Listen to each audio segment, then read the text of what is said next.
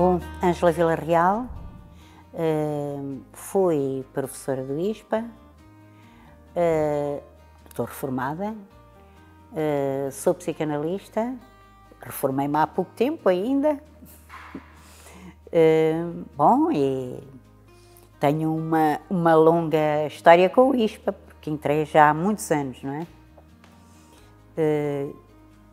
Continuo a trabalhar fazendo clínica e fazendo formação também na Sociedade de Psicanálise, que agora também vai fazer 50 anos, não é? Portanto, esses são só aniversários, agora este ano. Ouvi falar pela primeira vez no ISPA em 1973, quando estava prestes a candidatar-me à medicina.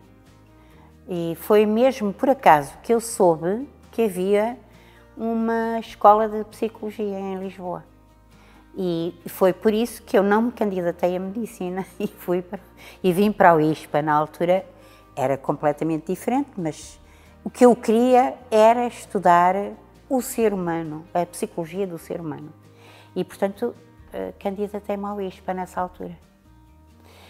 Muitas vezes é ao contrário, é porque as pessoas não conseguem entrar para a medicina. Não, eu escolhi exatamente a psicologia e, portanto, vim para o ISPA por causa disso. O balanço que eu possa fazer é muito complicado, porque eu entrei para o ISPA em 1973, não é? Portanto, o percurso foi longo, não é? Na altura foi antes do 25 de Abril, portanto, atravessei fases muito diferentes do ISPA. Na primeira fase, quando eu entrei, passado pouco tempo, havia várias convulsões, aliás, no país todo, não é? Não era só no ISPA. Participei na greve às propinas,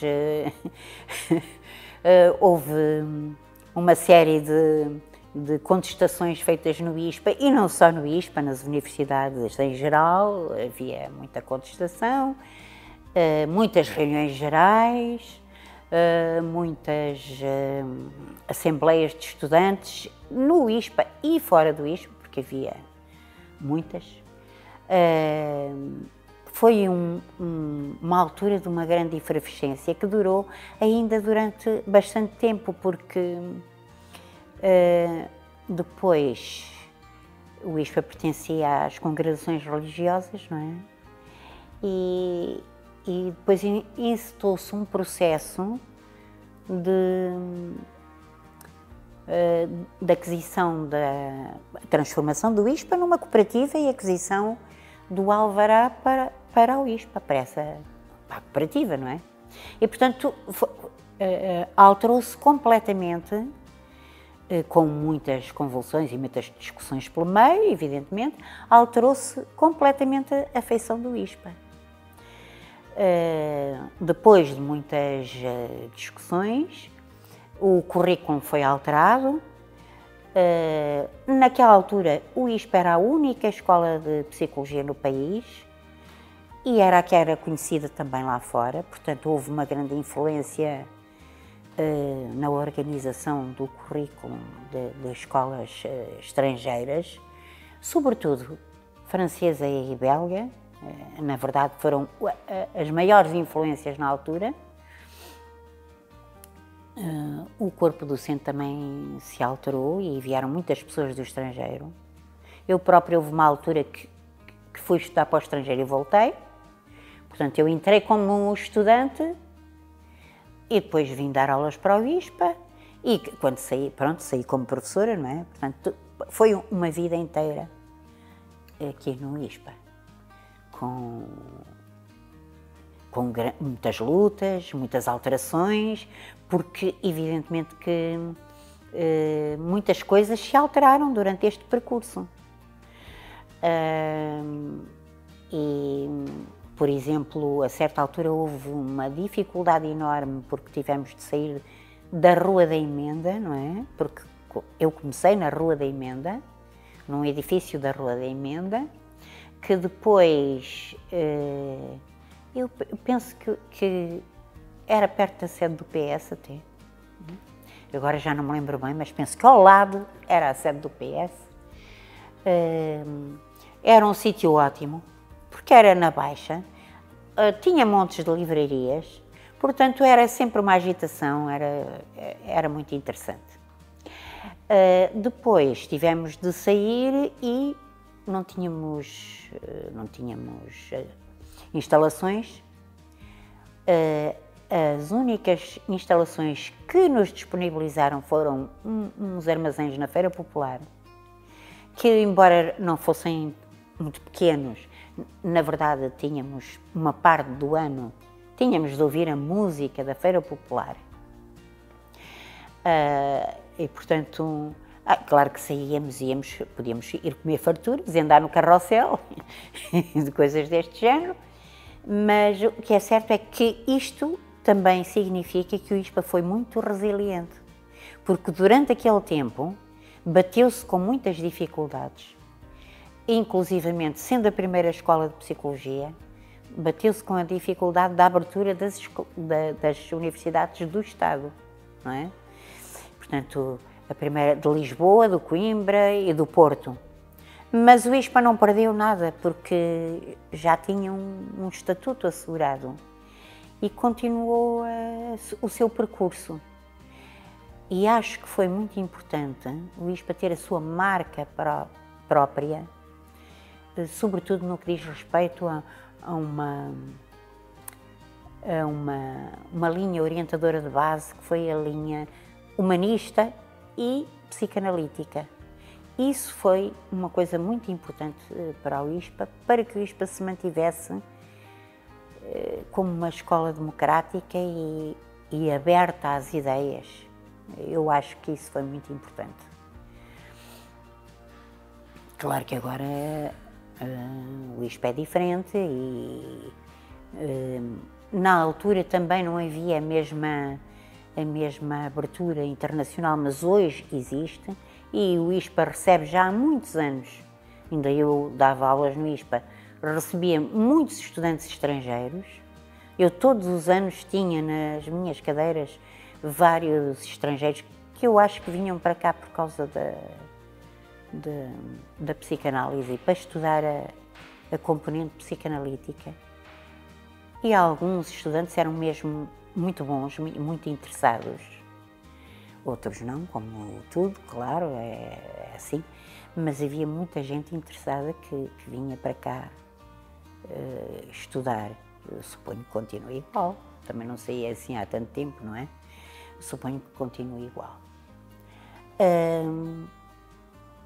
E pronto, houve o grande desenvolvimento também, que eu acho que foi importante, foi a ligação às sociedades científicas, nomeadamente, no caso da clínica, à Sociedade Portuguesa de Psicanálise. Acho que foi muito importante, que trouxe pessoas de lá para darem aulas aqui e que promoveu a formação de muitos dos nossos estudantes que hoje têm uma formação psicanalítica. E que, aliás, são meus colegas na Sociedade de Psicanálise atualmente. Muitos.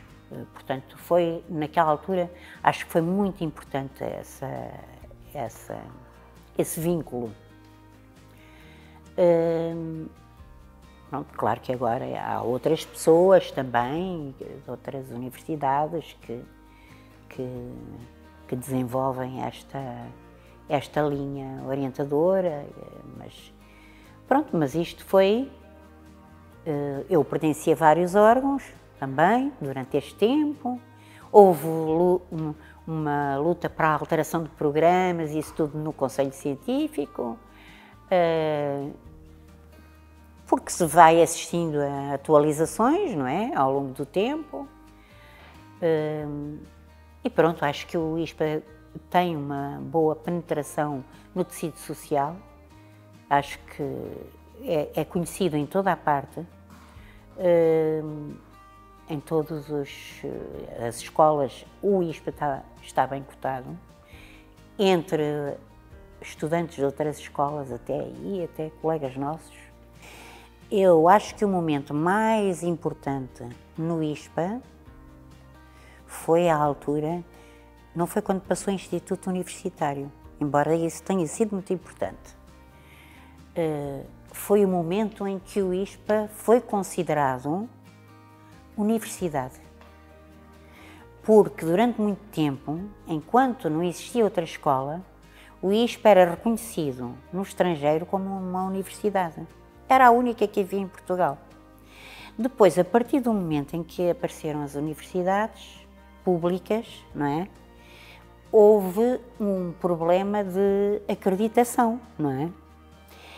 E à altura em que o ISPA foi reconhecido pelo Ministério da Educação como sendo uma universidade privada, mas com o mesmo estatuto de todas as outras, foi para mim um momento mais significativo.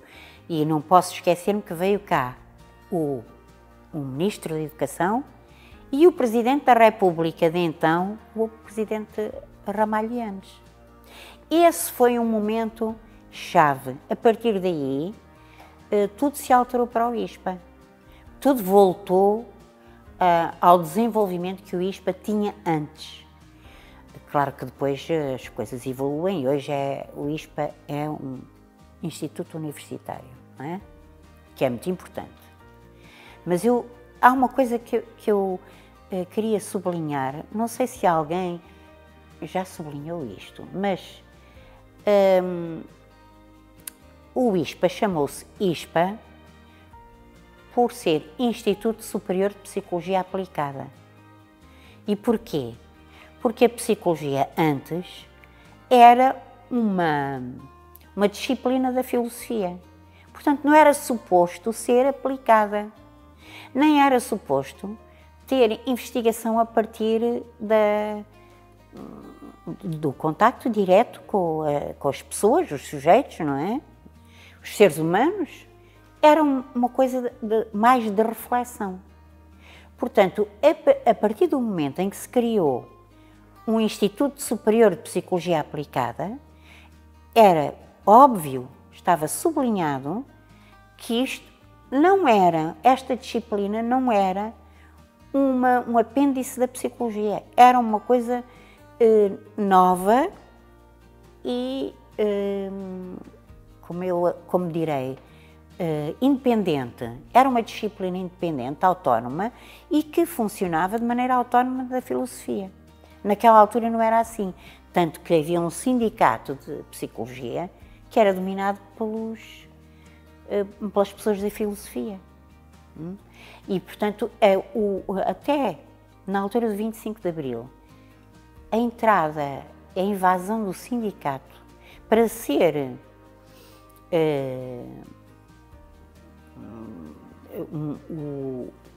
como é de dizer, a sede dos psicólogos e não dos filósofos, foi uma coisa muito significativa. Portanto, aquela altura em que o ISPA foi reconhecido como uma universidade, podendo dar, na altura era licenciatura, 5 anos de licenciatura, porque eram 5 anos. Agora chama-se mestrado, mas na altura eram licenciaturas de 5 anos. Este reconhecimento, foi muito importante também o IANES vir cá e dizer que tinha sido estudante do ISPA. É muito engraçado a quantidade de pessoas que estudaram no ISPA, não é? Naquela altura. E esse momento eu lembro-me bem dele, foi no Auditório 1 que isso aconteceu, essa cerimónia, e foi mesmo muito importante. Eu acho que foi a partir daí que o ISPA se tornou uma escola autónoma, verdadeiramente independente, com liberdade para fazer acordos com todas as escolas. Evidentemente que já a tinha, mas havia sempre esta limitação e a partir dali deixou de existir, porque já havia muitos psicólogos, não é? Bom, perspectivas de futuro, para mim é um bocadinho difícil olhar para elas, não é? Mas eu penso que, claro que o ISPA vai seguir a sua, digamos, o seu destino, entre aspas, não é? Espero eu. Espero que o ISPA tenha um desenvolvimento, que o nome do ISPA não se perca e, pelo contrário, se reafirme. Porque este nome, como eu disse, marca uma nova psicologia, marca uma nova atitude em relação aos seres humanos, não é?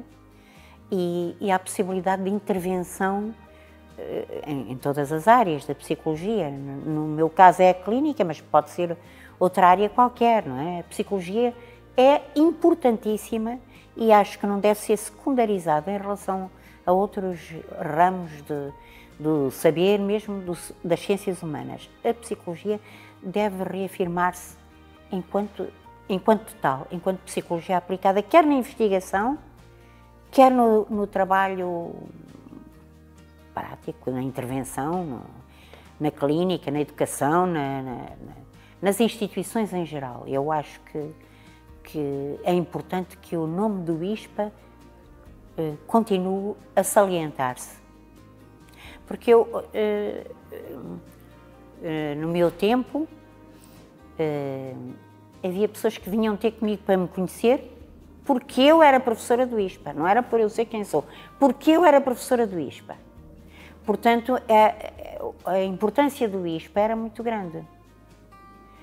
Nos anos 90, por exemplo, a importância do ISPA era enorme.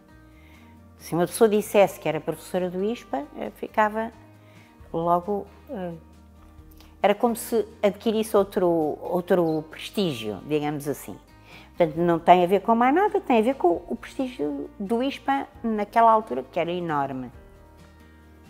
Pois eu não sei, eu não gosto nada de ser ispiana. É um termo tão estranho para mim.